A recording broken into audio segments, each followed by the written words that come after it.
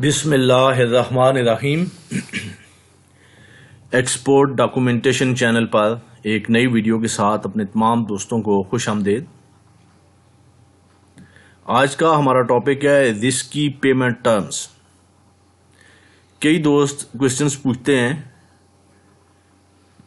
Different payment terms के बारे में, तो इस सिलसिले में ये वीडियो आप लोगों की अवेयरनेस के लिए बनाई जा रही है कि कौन सी पेमेंट टर्म रिस्की है और किस हद तक रिस्की है और कौन सी ज़्यादा रिस्की है।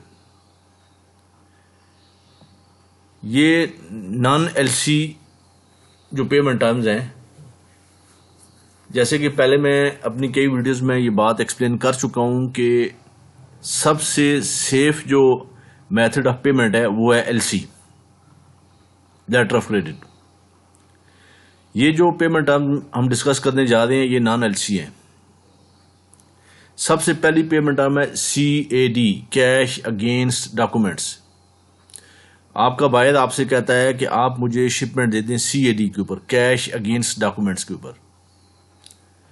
अब ये पेमेंट टर्म एक हद तक रिस्की भी है कि अगर आप नए हैं, आपका बायर जो है वो भी नया है, आप ट्रस्ट करने को तैयार नहीं है एक दूसरे के ऊपर, तो फिर ये CAD जो एक रिस्की है आपके लिए। उसकी वजह यह है कि आपने शिपमेंट कर दी, शिपमेंट करने के बाद आपने एक्सपोर्ट के डॉक्यूमेंट्स बनाने के बाद अपने बैंक में डॉक्यूमेंट्स प्रेजेंट कर दिए। ये डॉक्यूमेंट्स आपके बायर के बैंक में जाएंगे। जब बायर के बैंक में जाएंगे तो अब आप बायर को अच्छी तरह नहीं जानते, पहले आपने उसके साथ काम नहीं किया, या अगर आपने काम किया भी है तो आप ज़्यादा अरसे से काम नहीं कर रहे, तो हो सकता है कि वो आपको चीट कर जाए। अब आपकी शिपमेंट जा चुकी है, आपके डॉक्यूमेंट्स भी उसके बैंक में पहुंच चुके हैं। अब वो सबसे पहली वजह तो यह है कि वो हो सकता है कि डॉक्यूमेंट को रिफ्यूज़ कर दे कि मैंने डॉक्यूमेंट्स नहीं लेने। जब वो डॉक्यूमेंट्स को रिफ्यूज़ कर देगा तो उसका बैंक ये डॉक्यूमेंट आपके बैंक को रिटर्न कर देगा। आपकी शिपमेंट फंस गई, सी में है या पोर्ट ऑफ डिस्चार्ज पहुंच चुकी है, जहां भी है आपकी शिपमेंट फंस गई है, उसने डॉक्यूमेंट एक्सेप्ट नहीं किए, आपको डॉक्यूमेंट्स रिटर्न कर दिए हैं। किसी भी वजह से वो डॉक्यूमेंट रिटर्न कर सकता है। क्योंकि इसमें एलसी इन्वॉल्व नहीं है तो बैंक एज ए गारंटियर काम नहीं कर रहा। तो CAD के ऊपर आपने डॉक्यूमेंट भेज दिए, उसने आपके डॉक्यूमेंट रिफ्यूज कर दिए हैं, एक्सेप्ट नहीं किए, डॉक्यूमेंट आपके पास वापस आ गए हैं, आपकी शिपमेंट सी में है या पोर्ट ऑफ डिस्चार्ज पे पहुंच चुकी है।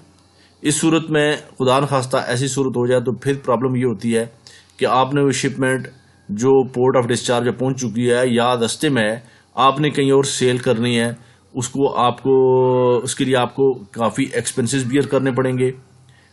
औने पौने दामों अपनी कार को सेल करनी पड़ेगी, क्योंकि अगर आप ऐसा नहीं करेंगे तो आप बहुत बड़ा जो है लॉस उठा सकते हैं।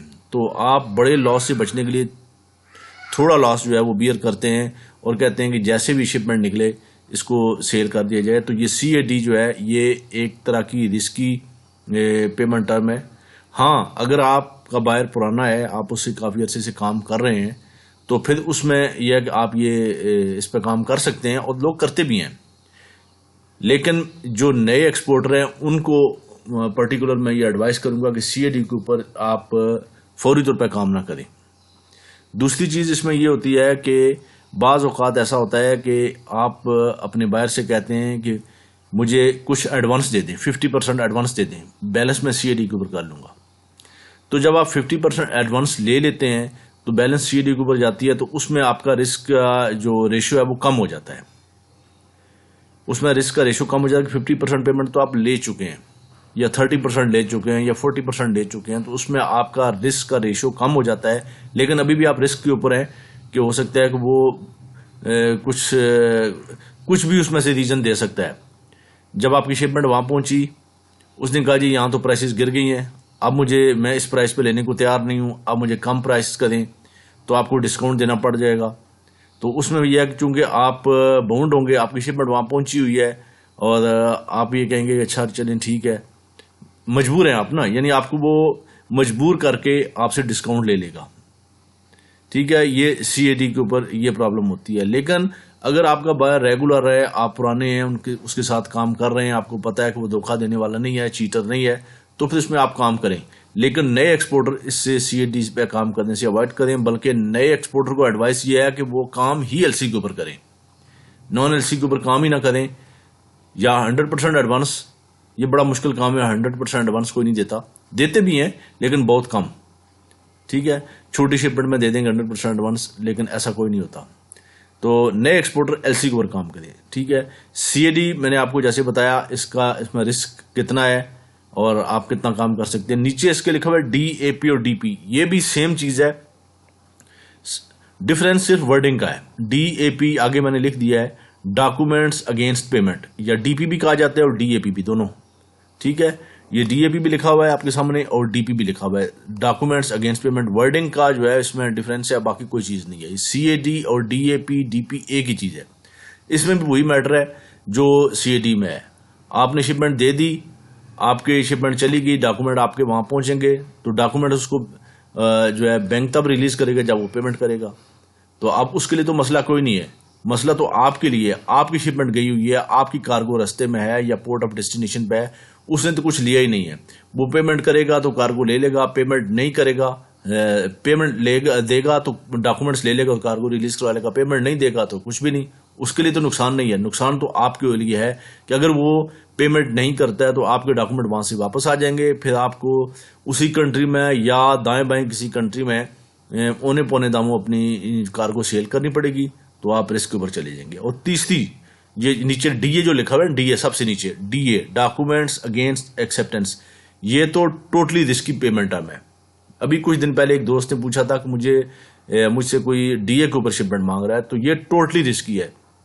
टोटली रिस्की इसलिए है कि आपके डॉक्यूमेंट्स वहां जाएंगे, आपके बैंक से जब बायर के बैंक में डॉक्यूमेंट जाएंगे तो वो डॉक्यूमेंट को एक्सेप्ट करेगा, डॉक्यूमेंट को अच्छा, इसमें एक चीज और है, डॉक्यूमेंट अगेन एक्सेप्टेंस, उसमें यह है कि वो 30 डेज 60 डेज और इसका टाइम पीरियड भी दे सकता है, यानी 30 डेज आफ्टर डॉक्यूमेंट एक्सेप्टेंस। यानी एक तो आप उसको उधार दे दें, क्रेडिट के ऊपर दे दें 30 डेज की क्रेडिट के ऊपर या 60 डेज के ऊपर, और दूसरा यह है कि ये जो आपका क्रेडिट टाइम है जो क्रेडिट देने का, ये उस वक्त से शुरू होगा जब वो डॉक्यूमेंट एक्सेप्ट करेगा।